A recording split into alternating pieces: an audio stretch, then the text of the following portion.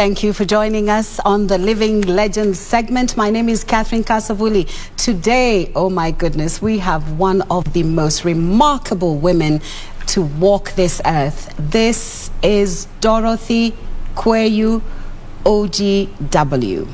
Welcome, Dorothy Kweyu. Thank you. It is wonderful for you to be here, and thank you so very much for accepting our invitation. My joy and pleasure. Dorothy, who is Dorothy Kweyu?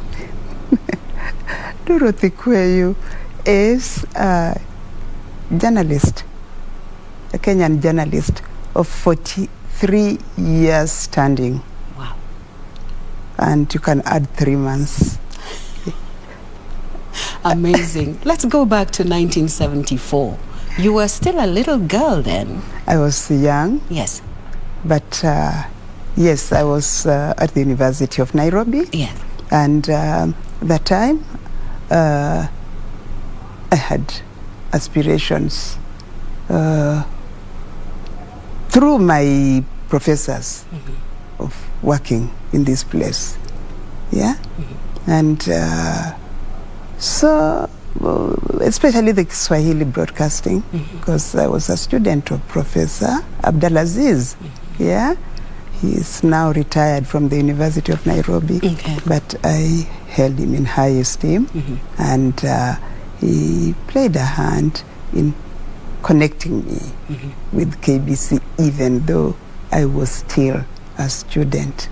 There's an award that you received. In 1984, I received, actually it was a double award, overall winner, Journalist of the Year, of the Kenya Press Club. Yes. And the second one, which went with it, was Best Female Writer.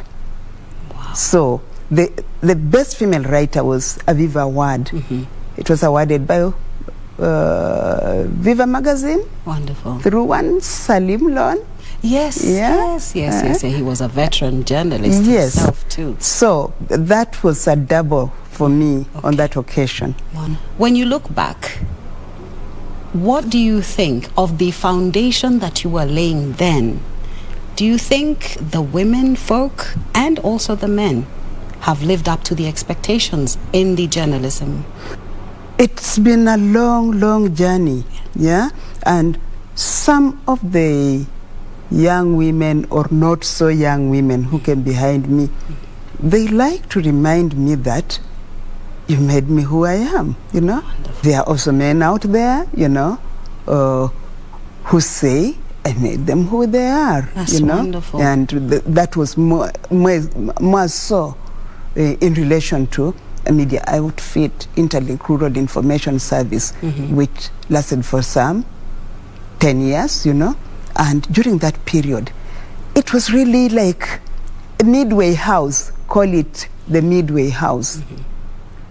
Most of the media houses actually churn them out in their numbers, but they come to the newsrooms, and when you ask them to do something, it's like they really do not understand what they're supposed to be doing. The students are being churned out, but they are not ready really to handle the offices they are being given. They are not, and I can confess, being where I sit, that training just has to be continuous. Yes. Yeah?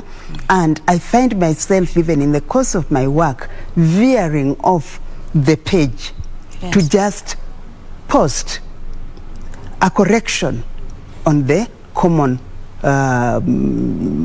email wall, you know? Yes. Yeah? To say, look, this, we don't say this, you know? Especially if it is a recurrent fault, you know? Yes. So you tell yourself that the schools may be there, but the finishing has to be in the newsroom. What about impartiality? This is something we've been accused of. You know, media houses have been accused of either taking sides with the systems, and this is just not in Kenya. It's actually all over Africa, because we are a new growing democracy. What is your take on that? Let us just even go back to 1992, at that time when we were fighting for multipartyism. The advent, yes. Yes. Yes. And at that time, it was the opposition. It was the opposition. It was the opposition. Yes. And if you didn't carry an opposition story, you were like, huh? Yes. You lost it. Been? Where Yes. have you been? You know? And it was also an era, which you might call the Moi bashing era. Yes. Now, looking back, I find myself in a quandary. And I find myself in a quandary because some of the people who were completely enmeshed in the Moi hierarchy, you know, would have us believe that they are reformers. That worries me a lot, because it cannot be true. And therefore, we need to interrogate such people and say, are our people, and especially the youth, being cheated? Are they being hoodwinked, you know? We also have something else that came and shook the foundation of the media industry, and this was the digital migration. Have we represented everything pertinently to the viewer, to the citizen, to the reader? A lot has happened in the sense that there is that migration from the analog to digital, yes, with a lot of good, in a sense, but it also comes at a cost, because just how much can you do, you know? And can a qualified photographer, you know, can a paparazzi produce the same quality of photograph like a trained KIMC photographer? You know? Let's talk about your awards.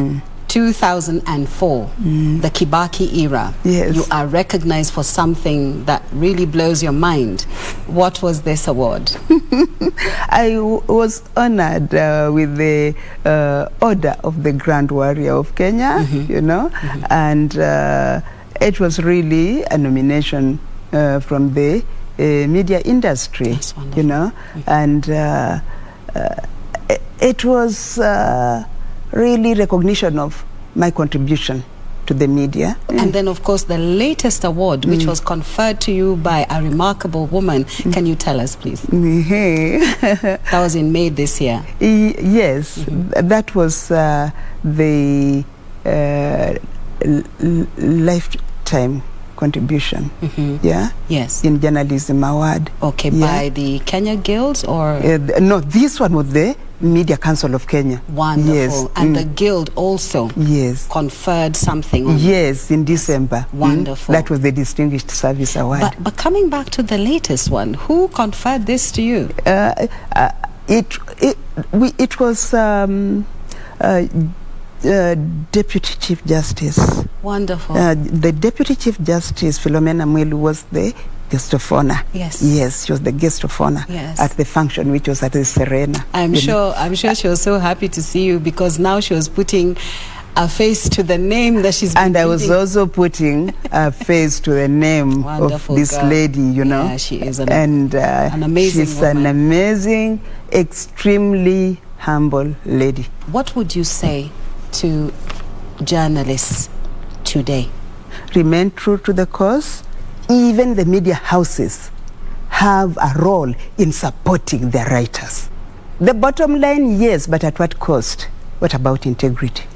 Now, talking about integrity, let's talk about libel suits, because sometimes we have some lazy people who do not want to do research, and then we have people giving substitution of names, misinformation, and just not doing a little research. And I just want to thank God that throughout my journalistic career, and now I'm in what I call phase 3, because I left Nation in 87, went back in 2003, and the latest entry was in 2018.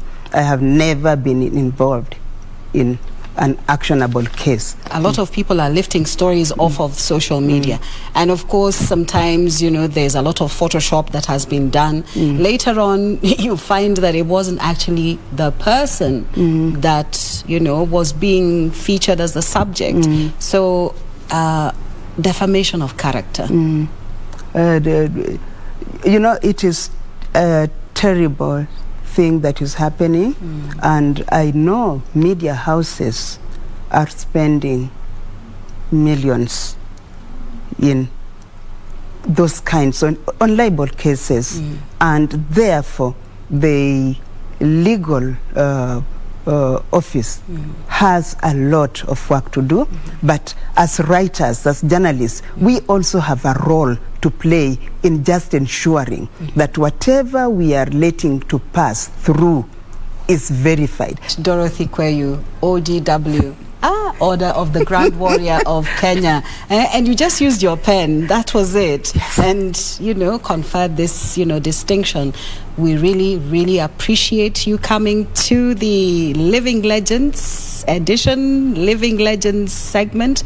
We are very, very honored to host you. There we have it. Dorothy Kweyu, OGW, a distinguished woman. She has walked the talk, and of course she has scaled heights that even men dreamt of scaling. Well, she has actually shown us that it doesn't matter. She's a mother of 10 children. She is a grandmother of several children, but she did not put her pen down. So thank you so much for being with us, Dorothy. And of course, thank you for gracing the Living Legends. And from me, Catherine Kasavuli, of course, I'm taking you over to Topi Liambela with Sports News.